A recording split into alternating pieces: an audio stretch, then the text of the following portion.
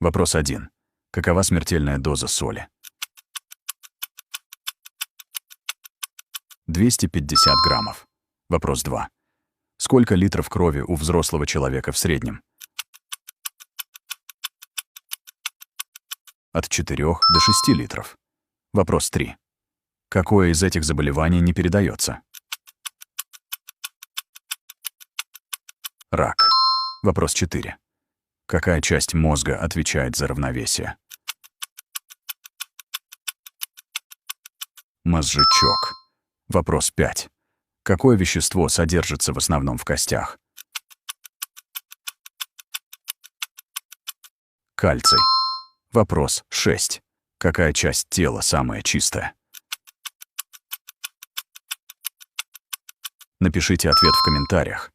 Вопрос 7. Каков медицинский термин для гипертонии? Гипертония.